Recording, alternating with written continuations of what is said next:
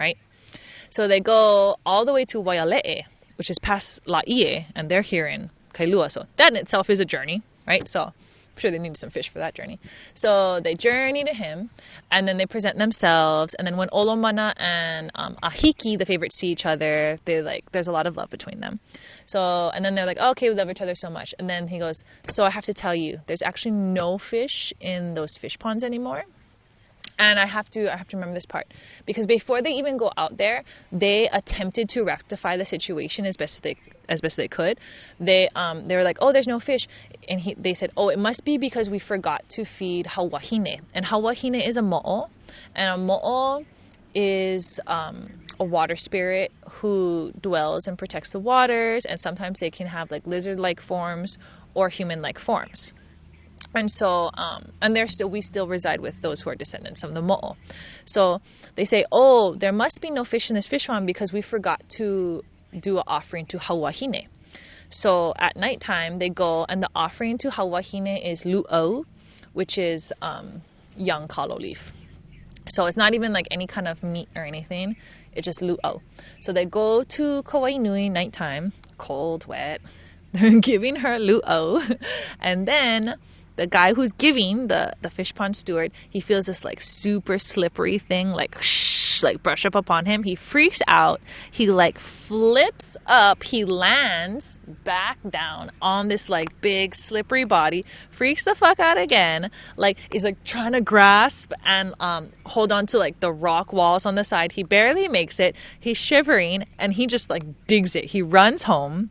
And then his wife is like, you're wet and it's late. And he's like, I was feeding hawahine and then I like slipped and I think I landed on her. And then it's like freezing. And she's like, okay, well, you're all wet. Put on some dry clothes. And then she goes, you're lucky. She goes, why'd you go alone? Right? And then he goes, I was just trying to get the job done. And then she goes, well, you just escaped the hands of the akua. So you're lucky. Right? And so that was kind of traumatizing for the guy that had to do that. The next morning, he gets woken up early the next morning from the favorite, who is Ahiki, who's very kind. And he says, so did you do your offering to hawahine? And he goes, yes, I did. And I almost got like captured by the akua. You're welcome. He goes, okay, well, now we have to go to journey to Olomana to let him know that there's still no fish. And we tried to rectify the situation. So then they go all the way to Waiale'e. And then they present themselves. And of course, when Olomana and Ahiki see each other, oh, okay, so much love. And then they go, okay, by the way, we tried to feed hawahine, didn't work, and there's still no fish in the fish pond. So then Olomana calls his kahuna, who is his expert, and his kahuna has to come all the way from like Pupukea, walking. Well, first he has to send the messenger to get the guy, and then they have to walk all the way back. So it takes a little time, right? Eventually, the expert from past Pupukea, he comes. And then what he does is he looks into what is called a kahoaka. So you get like a bowl, probably half a coconut, and you put water in it. You look into that water reflection, and that's what the kahuna is looking at to understand what's going on. So he looks at the kahoaka, and he sees the face of Kahinihini Ula. And he says, so I see this boy, and this boy is the reason why there's no fish in the fish pond. Without anyone saying anything, the kahuna says, did you forget to give him his take-home fish or what? And then Ahiki goes, no, we gave everyone their take-home fish. And then Paku'i, the guy who had to feed the akua, and he fell on the back, he goes, oh, I don't know if we gave him any take-home fish. And he goes to the two guys below him, goes, did you guys give him his fish or what? And they go, no, we didn't even notice him. We didn't even see him. And then the kahuna goes, so that's actually the reason why there's no fish in the fish pond. And they go my bad. We didn't even that wasn't even intentional. And then he goes, well, open your eyes, right? And so immediately, well, notice this, the kahuna suggests you might want to kill him. Kahinihin ula. Right, okay. And then I was not living up to my expectations. And then Olomana says, she thinks about it, he goes, you know what, I'm not going to kill him. I think instead I'm actually going to adopt him. Right, so we're going to notice that, right? And we actually have a specific system of hanai, of adoption here. you know how like nowadays if you're like a single mom or like you can't like take care of your kids, there's like you can try to adopt them, but otherwise you just like live in poverty, and there's this like whole cycle of like poverty that happens, and it's just like suffering, right? So we actually have a specific system of hanai, which is, and it could be like a relative or not a relative, could just be like acquaintance, could be a friend, but every child has a place to go, even if it's not with the biological parents, for whatever the situation is. So that's like a very practical, and it like has a role in society. Like we're in a society that needs that again, because all these kids, they're getting fucked up because of that. Anyway, so again, we noticed that the kahuna advises them to kill kahinihi'ula, and then Olomana decides against that, and he decides to hanai. He goes, we'll actually take him as our child, and he's talking about himself and Ahiki, who they're also lovers, so as their child. So then it's now Ahiki, the favorite, he's the konohiki, and the fish pond steward and the two guys below him, it's like those 4 guys is their jobs to get this boy who they're gonna hanai, right? Haumea already knew this. She knew this from like long time ago. So that's why she already spoke to Kahinihinu'u like, oh, they're going to try to capture you. You're going to evade capture until you go to the land of gods and come back. And then you will present yourself to him. Okay, so that's kind of like where we're at right now. So in the meantime, they look for like Ahiki the punahele, Pahiki the fish pond steward, and the 2 guys below the fish pond steward, Nuhi and Nihi Ole. They look for Kahinihinu'ula for what it says in the Mo'olelo as 3 lono makahiki. So they look for him for 3 years. Ooh. Yeah, it is like not. I mean, long story. Right, and that's just part of the story, right? And I mean, imagine if you're looking for just like one random kid. You know what I mean? That's pretty much what they're doing. So in the meantime, Haumea is giving Kahinihinu'ula specific instructions so he can qualify or be prepared to go to the land of the gods. So the way that happens is she instructs Kahinihinu'ula every morning to go kind of by Waimanalo at a place called Hunananiho, which we might call Waimanalo Beach Bay, the one on the more Waimanalo side of Bellows. So more towards Makapu'u. And that place is like referred to as like Kahakahakea, and like there's other variations of that name, but we'll call it Waimanalo for now, or Hunananiho. And it's like Kahakahakea, Hakahakakea, something like that. So anyway, he goes over there every day, and she says, you're going to go to that beach every day, and then you're going to see your play friends. Those are your friends who are going to teach you how to surf, swim, dive, and then surf. And those are your 3 skills that you need to go to the land of the gods. So what theme have we seen so far? We've seen that if you follow the instructions of your ancestors, there's a certain path for you to follow, then you'll find success on that path. 2, there's certain skills you need to like progress in life. We saw those specific skills. And 2, the first catalyst that even like the theme of this whole mo'olelo that like catalysted everything was everyone is cared for, right? Everyone gets their share of take-home fish, everyone who worked. Otherwise, things will get thrown out of balance. So that's pretty much the theme of the mo'olelo of Makale, is that everyone is cared for, otherwise there will be problems, right? So that's how we maintain balance, is the caring for everyone kind of thing. Whether people want to call that like progressivism, collectivism, socialism, whatever ism people want to throw on that, well, that's how we maintain balance. So there we go. Okay. So Kahinihinu'ula has been going to the beach every day with his friends to learn how to what? Swim, dive, and surf, in that order. And so she says, you'll know that it's your friends when you see they all have 2 huge buck teeth. And it says it's like, nui na niho o mua. And so she's like, go look for your buck teeth friends. Those are your friends. And, you know, these friends are actually not human. They are attendants of Haumea. So they actually have crab forms. Boop, boop, boop, boop, boop. And they have wind bodies, and they have human bodies. So if anyone is in the closest lineage to the Akua in this mo'olelo, it's Haumea and all those associated with her. All the humans, they're definitely like in the lineage, but they're kind of like in the human realm still. Very like pedestrian. Mundane. Yeah, pedestrian. So he's learning from his bucktooth friends how to swim, dive, and surf. And then eventually he succeeds and is prepared in all his tasks. So then Haumea says, okay, now you're ready to go to the land of the gods. And one of the name of the land of the gods is called Kanehunamoku. And Kanehunamoku is a name that can be applied to various concepts. Like I heard an elder last night on a recording referring to Kanehunamoku as like the spirit world for when we cross over, when we leave this life. So there's different contexts that we can apply it to, but it literally means Kane who hides islands, or we'll say that, Kane who hides islands. So Kanehunamoku can even be like the concept of like if you're looking at the horizon and it looks like there's an island on the horizon, but it's really like a cloud formation. And then like as you keep on looking at it, it kind of like disappears. It's kind of there, it's kind of not there. That is part of the nature of what is Kanehunamoku, because it's like kind of an island, but Kane is kind of hiding it, and it's like it could be, you know. So if you want to imagine like from an ancestral perspective, right? So when we're on the canoe and you're looking at the horizon, because this is also how we're taught to fish up islands. We fish up islands through following certain stars, and these stars themselves are ancestors, and these stars themselves are the one that gave the instructions. It's this whole thing.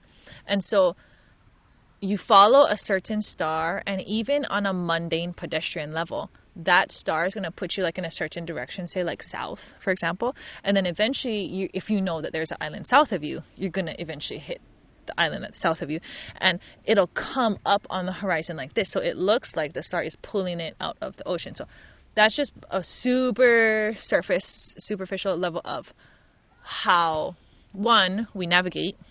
We navigate by bringing it towards us, right, versus going after something. That's part of the perversion. So we bring it towards us. And Kane, he can be kind of tricky, because it's like you can think there's an island coming up on the horizon, but then it's just like a cloud formation and dissipates. You're like, shit, right? So that's part of what is Kanehunamoku. Kanehunamoku is actually like also physical islands. They're archaic names. And so we'll also account, okay, they're also physical islands. And Kanehunamoku is also the name of the land of the gods in this mo'olelo. Okay, so Kahinihinu'ula, he can surf. He's ready to go to Kanehunamoku. So again, he goes with his bucktooth friends, and they have a special ipu, which is a gourd. It's a specific gourd. It's called a hokeo, and there's a name of the gourd too, I'm forgetting. And they're out surfing, right? They're paddling, and then the gourd sucks in Kahinihinu'ula, and he goes inside the gourd. Yeah, and then so his two companions, his two friends that are with him, they surf and they go underwater. Yeah, the way to Kanehunamoku is underwater. So I know some of us here are familiar with the histories of Inner Earth. So it actually connects to that, because Kanehunamoku is inside the earth. That's a whole nother thing, right? That's a trips. So and how do I know? Because they went through the ocean. Like, you know what I'm saying? And I didn't even understand about Inner Earth till like separately, like after. And then I was like, And then I kind of put it together, and I was like, oh, right. Because we all have, all lineages have ways that we record our interactions with and our travels to Inner Earth, but we might do so in different ways. So like it'll sound different, but it's really the same thing. So my understanding is one of the things that Kanehunamoku is Inner Earth. So anyway, so Kahinihinu'ula get sucked into the gourd, they're surfing, they go through the ocean, and they go to Kanehunamoku. So they're in the ocean, all of a sudden they land on land, and then they release Kahinihinu'ula out of the gourd, so he comes out of the gourd, boop, and then he goes, oh, we're on this whole new island, right? And from my understanding, it's the inside the earth island. Crazy. So all three of them are there, and they meet this tree, which is the Milo tree, and it's a form of Kane. So it's Kane Milo Ha'i. So like, oh, that's Kane Milo Ha'i. And it's interesting that the profound nature of the intimacy, because it's not like, oh, there's the Milo tree. No, that's Kane Milo Ha'i, right? So it's like a proper name, and it's an ancestor, right? So that's the original understanding of like everything that we share this space with is always this like ancestral being who was here before us, and so they all have proper names, right? Okay, anyway, that's Kane Milo Ha'i. That's like a small part of Kanehunamoku. So then they go to they meet Kane. Who is Kane with? Is it Kanalor? I don't know. I'm forgetting the second guy that Kane is with, but they are in the form of two old men. So they're two old men. And Haumea had already briefed Kahinihina on this, and she said, you're going to meet Kane, and he's going to invite you to eat, and you're going to eat with him. Haumea instructs, you are not to drink anything he gives you. By the time they get there, they're so thirsty and famished and tired, he totally forgot all about that. So they go to eat with Kane, them, and they just look like old men with super long beards and saggy chins, I think they said even. And then so they're eating, and then Kane offers him something to drink. And then Kahini Ula, he's famished. He goes, oh. And then there's this invisible hand that knocks the drink, and the drink gets knocked. And then Kahini goes, ah. And then it's at that moment Kane goes, who are you a descendant of? He goes, hey, keiki oi na wai. And then Kahini Ula, of course, he's remembering his instructions. He goes, I'm a descendant of Hina Kuku Aimoku. And then he goes, oh, I know her. And then he goes, she actually just left, because you guys are going to trip. She actually just left because I stole her pillow. So I'm not sure if pillow is the most accurate translation, but it's a uluna, and a uluna is a pillow. But just to be clear, back in the day, I'm pretty sure pillows were rocks. So in Japan, they had little boxes. And them and stuff. Yeah. So they're not as soft, maybe, as we're used to, right? So anyway, Haumea is in relation to Kane as well. And she actually did leave Kane Hunamoku, land of the gods, because he stole her pillow. And her pillow is actually super special because it's a rock, and when you sit on it, you can get transported to places and you can see visions. So, it's a pretty gnarly pillow. And then he goes, oh yeah, she got salty at me because I stole her pillow. And that's why she left. And she actually left because she got called by the grandmother to assist, okay? And then so, because Kahinihini Ula didn't drink, what Kane actually gave him to drink was shishi, was his urine. So that's why, so it's that's crazy. I think he was just trying to pull a prank on him, and then Haumea knew that, so she was don't drink anything they give you, and then he forgot, and so she knocked it out. But, so that was Kane testing him as a mortal. She was if you're a mortal, then you're just gonna drink it, and then you're not qualified to show you what I can show you. But if you have certain lineage, and if you just followed directions, he would have not needed the knock. Then you are now worthy to, for me to share what I can share with you. So, so because Kahinihini Ula showed Kane what his lineage is, she goes, okay, let me show you then. So he basically gives him a tour, and he shows him the land of the gods. So he sees this beautiful fertile area, and all these plants, and all these hills, and basically what everything looks like in balance in Earth. And so Kahini Ula, he's just taking it in. This is none of his agenda. He was just chilling at the workday, and all of a sudden people want him to do all these hardcore things. So then he's okay, cool, thanks. And then Kane goes, okay, I will release you back now to your land. And so interestingly, the way they return from Kane Hunamoku is through the sky. And so the Pali, what we know as the Pali. So he actually descends over there to return back to Earth. He goes, oh yes, I recognize these Pali Ko'olau.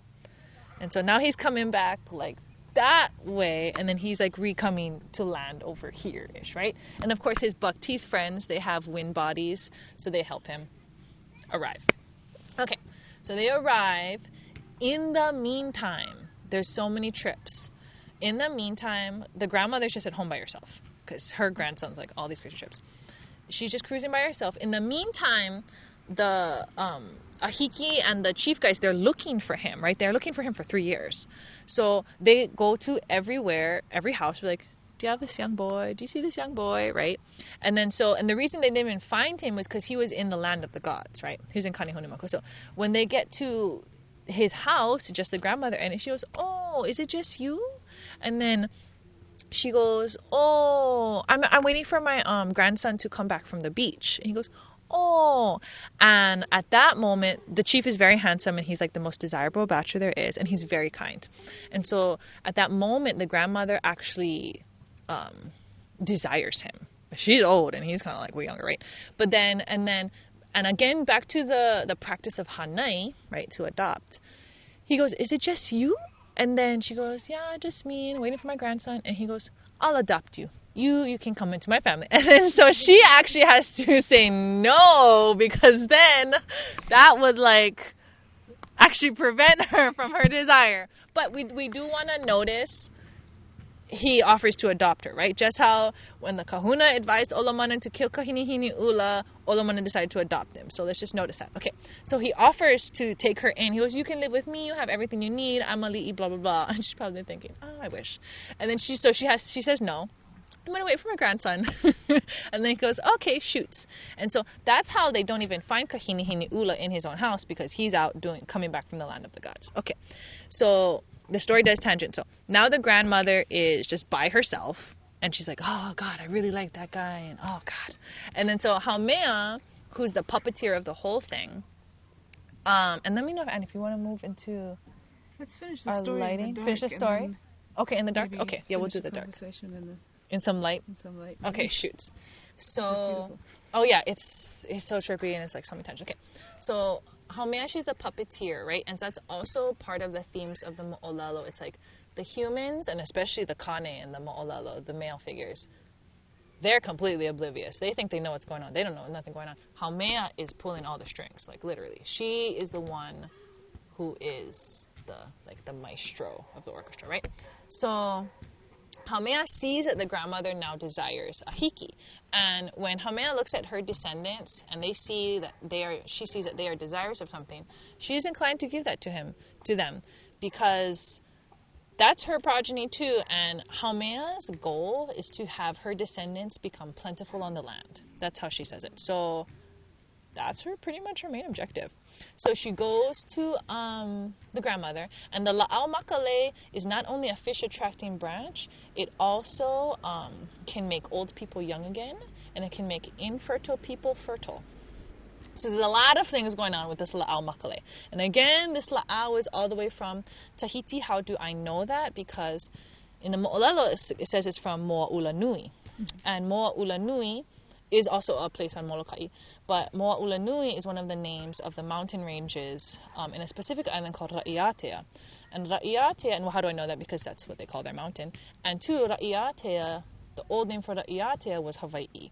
So yes, are we like naming places the same name? Yes. And that's another aspect of our shared genealogies. Okay, so now that we know that the la'au makale can turn an old person young, it even said it can revive sagging breasts, and it can make a infertile person fertile, all that kind of action. So Haumea takes the la'au makale and she turns the grandmother into a young woman version of herself. So at this point, I'm not entirely clear if like the old lady still exists and she just has an additional form, or she just entirely turn into the young person form, because what is Kahini Ulu going to do when she comes home and no one's home? Like, it's not entirely clear, but that's how it unfolds. So Ni'ula is now transformed into a young version of herself, and that version is called Kahau'olopua. So she has a name. And then Haumea also turns herself into a young woman, and her name is Lupea. So we have two like entirely new but not new characters, right? They're new versions of our same characters. Now these two wahine, Lupea and Kahau'olopua, they now have a family. So this is whole like alternate reality right now. Same district and everything, because they're still under the same chief of Ahiki, the guy, the handsome chief that she wants. So now they have like parents, came out from nowhere, and their new agenda is to get the chief. So, and Haumea is very intentional and specific with how she does it. So she says, let's go bathe here. And of course, like back in the day, right, like you have like bathing pools, right? That's like that's a place you go to bathe. So they go to a bathing pool, which happened to be very close to the chief's bathing pool, the same chief Ahiki of who she desires. Haumea is aware of this. Kahau'olopua, the young grandmother, is just following whatever Haumea says. So they're bathing, and then the chief guys see them. They're like, we've never seen those two wahine before. And then now the chief desires the grandmother in young wahine form, right? He goes, oh, okay, I kind of like that. So they're bathing. Kahau'olopua, the grandmother, is just completely oblivious. But Haumea is totally, she's pulling all those strings, right? So she baited on purpose. She's like, ah. And then, so what is the ancestral standard? The chief invites the two wahine to come and eat, right? So they probably bathed too, and everyone like dried off. And then goes, oh, come to our house to eat. So now the two wahine, they go and they eat with the chief, and that's kind of a big deal already. Like, ooh, I'm kind of getting in here. So they eat, and then now the chief desires the grandmother in young form. And so Haumea says, okay, now come to our house eat, even though they just ate. And then Ahiki says, okay. So they follow them home to the two wahine, and then the Ahiki, most eligible bachelor of the time. That's like big deal right there, right? Because they're just like regular people. And then so when the parents see that their two daughters are bringing home the chief and the most eligible bachelor, they're stoked. They're like prepping food real fast. They're like, oh, we're hastily preparing. And then they say, we brought home Ahiki. And then they go, oh, yes. And then they eat together.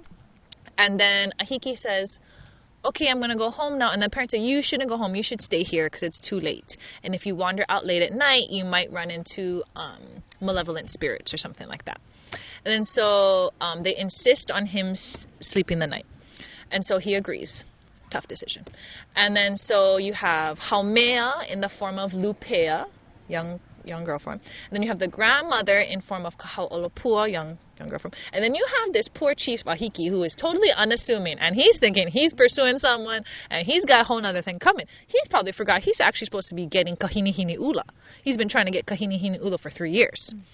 Wow. And he's actually had dreams of finding Kahini Ula. Like and these are documented in the Mo'olelo. He has dreams of like he's almost tapping him on the shoulder and like a boulder comes and like and then like he wakes up from the dream like that. So he has encounters in the Aina Moi Uhane. So the dreams are actually referred to as dreamland, Aina Moi Uhane, right? So that is an interesting concept in itself, the Aina Moi Uhane, and the way that the ancestors describe it as actual land. Same as like Kanehuna Moku or Inner Earth. These are all like actual lands as well as like additional kind of dimensional concepts, right? So for us, we might understand them as like fifth dimension or higher kind of thing. So it's all this like crazy stuff going on. Even we can see right now that we're actually on an alternate reality, very literally, with the two young girl forms, right? So that he's had encounters with Kahini Ula, who he's trying to capture in the Aina Moi Uhane, the land of dreams, but he always like just misses him kind of thing. So anyway, now he's sleeping with Haumea in the form of Lupea and the grandmother in the form of Kaha'olopua. So they're all asleep. Haumea, of course, she has all these tricks up her sleeve. She actually enters his dreamland. So she goes into his and she sees that he desires the grandmother in young form. And so she implants what is called a kaha'ula. And a kaha'ula, which literally can just mean red mark, kaha'ula is a sexual dream. That's a specific term. So she implants in him a kaha'ula. And the kaha'ula is probably him getting with the young grandmother, right? So, but not in the physical, just in the dreamland, right? The Aina Moi Uhane. Okay, so they have great dreams. The next day they wake up. And then Haumea asks him, how are your dreams? And he just doesn't really answer. Kind of creepy, right? And then Haumea goes, and then she turns to the young form of the grandmother and she goes, have you got your wailehua? And your wailehua is your blood cycle. She says, have you got your wailehua this month? And then the grandmother says, no, I haven't. And she goes, oh, okay. And she goes, you're probably actually pregnant. And she goes, oh, how can that be? Because I actually haven't been with anyone in the physical. And then so Haumea, she's so crazy. She goes, okay, there's a twitch in my eye. If there's a twitch in my eye, that means you could be hapai, could be pregnant. So what she does is she gets a rock, which is called a no'a. A rock when it does this form is a no'a, and it's a form of divination. So The rock, when it's doing its divination thing, is called a no'a. So she takes the no'a and she puts it behind her back. She says, okay, guess which hand the no'a is in. If you guess it correct, you're hapai. And if you don't guess it correct, you're not hapai. So of course she guesses it correct and she's hapai. Okay? This is between her and the grandmother. She turns to Ahiki. And then she goes, I think you're the father. And then Ahiki goes, I actually have not even encountered anyone. And then she goes again with the no'a. She goes, guess which hand the no'a is in. And then he goes, I don't know, this one. She goes, you are correct. You are the father. And then he goes, because that has implications, right? Because if he's like a chiefly rank, then like, you know what I mean? And then so after that, and then he goes, how can this be though? I have never even encountered anyone physically. And then she goes, but in your dreams? And then he goes, got me. And then she continues, she goes, so when will you have the wedding? And then he goes, I guess on the moon of Mahialani. And she goes, perfect, that's a great moon for that. And I believe that's actually tonight, possibly. Yeah, we shall see. Yeah. Because it's full moon. Right? Yeah, full moon Mahialani. Anyway, that's cool. I should be coming up that way. Anyway, so she goes, okay. So now it's like settled. So now grandmother in young girl form, who truly is hapai, is betrothed to Ahiki, great guy, great catch, and they are set to be wed. So now that they are set to, and then so she moves in with him. So she leaves their Muggle family that they were like had this alternate reality with, right? Because where did this family come from? And they're happy, they're stoked because now they're technically part of that lineage too now, right? And so because of this marriage, Olomana, and remember, Olomana is the one who just wanted fish. He's going to make this whole journey from all the way past La'i'e, Waiale'e, to come to the wedding of his favorite, who he also has sexual relations with. So there's always this, it's even more than threesomes. It's like, I don't even know what kind of sums these are. But, so that marriage is the reason why Olomana is coming, and then all our realities are going to merge, because remember, Kahini Ula, like, where is he at right now? And, like, is his grandmother still have an old lady form? Like, who is he going to live with kind of thing? So, all the realities are going to merge. Kind of like, you know, in, like, other films where, like, you can't let them see you if, like, you've traveled back in time or something like that, because then it'll, like, ruin the timelines kind of thing. Mm-hmm. Anyway, in this mo'olelo, everything merges. So, Kahini Ula, once he left the land of the gods, he was instructed to build a heiau at Hanauma.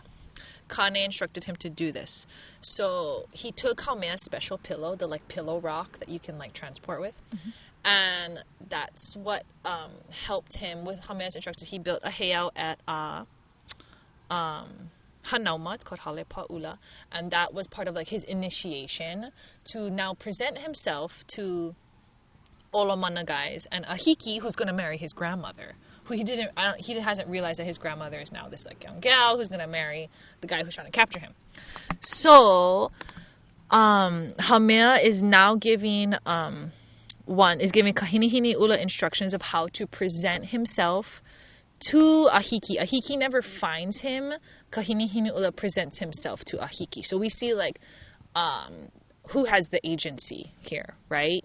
Like the Kane don't have the agency, but who has the agency is Haumea and her descendants, kind of deal. Yeah. So let's actually go back to the wedding, because Kahini Ula doesn't present himself until the wedding. Okay. So Olomana is coming from far away to attend the wedding.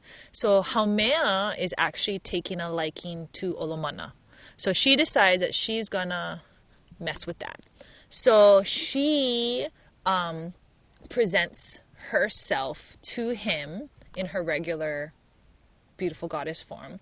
And then he obviously desires her back. So they actually get together, not realizing that she's like this whole puppeteer of this whole crazy thing. And then so, how did it go? And so, oh yes. So they're coming. They arrive to Kailua here, and the grandmother in young girl form is told by her betrothed husband, or her fiance, that Olomana has a special friend with him, a special accompaniment with him, who is Haumea. And Haumea is actually her aikane as well. Aikane is an interesting concept. It's a same-sex relationship, and it's a same-sex friendship, which could involve sexual relations, but doesn't necessarily. So it has like a range. Anyway, so let's get this straight. So Haumea is with Olomana, who's a paramount chief who just wanted some fish. This guy still hasn't gotten his fish. Haumea is also aikane with the grandmother herself. I don't know if they shared sexual relations, but they're aikane, right? They're same-sex friendship. And then the grandmother is with Ahiki, who is the chief that was looking for the boy, and Ahiki and Olomana also definitely shared relations. And then you have Kahinihini'ula, who's the grandson of the grandmother, who is going to present himself to the chiefs to get adopted, and the chiefs are just trying to get fish. So Ahiki, the guy who's going to marry the grandma, tells the grandmother, oh, Olomana, who's his aikane, right, his same-sex relation, oh, he's coming with a special friend. She doesn't realize that's her aikane. So, like, his aikane is with her aikane. It's this whole crazy, like, it's more than a foursome. It's a whatever sum that is. And then when she sees her aikane, she goes, oh my God, that's my aikane. And then so they, like, embrace each other, they hug. And then Haumea goes, okay, but don't, keep it on the down low, because I'm playing all these people on so many different levels. She's okay. Reminding now, the grandmother herself is pregnant from the sexual dream. Right, that she didn't even have, the husband had. So Haumea goes to her opu, her sama, and she goes and she pats it, she pa'is opu, and she goes, okay, you're actually ready to give birth. And then the grandmother Kahaulupu's, no, not ready, not ready. She goes, no, you're ready to do it now. And then so what it says she cuts open the opu. So it does sound like a C-section. We would have to do a little bit more research. But so she cuts the opu, and then they birth their child. And Haumea always refers to the child as their child, as in Haumea's and the grandmother's. So she births that child, and then they wash that child in makapu'u. And so that child is born, and then I'm going to actually finish the story up real fast. And then Kahinihini'ula is ready to present himself to the chiefs to get adopted, even though the chiefs are completely oblivious and are totally unaware of that. So per Haumea's instructions, Kahinihini'ula goes to the bathing place of the chiefs, which is completely off limits, completely restricted. You're not supposed to be there. And he gets this huge log. There's a theme of log branches, and has it fall over their bathing pool. So it falls over and it becomes a bridge.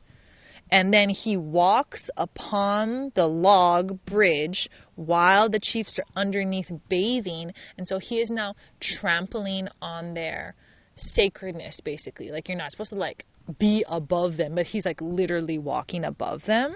And so because of that, as they're bathing, they're oh, check out this guy who's above us. And then Ahiki, the favorite, he goes and goes hey, I've been looking for you for 3 years. And Kahinihini'ula goes, here I am. And so from then, they adopt him. And so he is now, I guess technically he leaves his family of his grandmother, and he now is child of the chief Olomana and the chief Ahiki, right? So he has now, those are his two fathers, and that's his new lineage and family. Interestingly enough, his new mom is going to be his grandmother, because his new father is going to marry his grandmother. That worked out nice. That worked out nice. And I don't know if he realized that was his grandma, because it was younger from, I don't know. And then the story ends there because the author dies.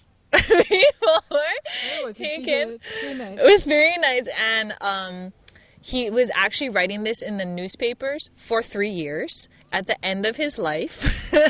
and he's a prominent scholar who's also a pastor, but he's definitely a prominent scholar, historian, just vessel of knowledge. And that's what he wrote. And, I will include one more thing because the Mo'olelo of Makale has amazing births. Like, I just summarized that first amazing birth. And it also has a lot of the terminology for, like, waves and surfing, which is good for us to reclaim. And the first birth, actually, the amazing birth, was a complete tangent story. It was a tangent story when Ahiki, Olomana?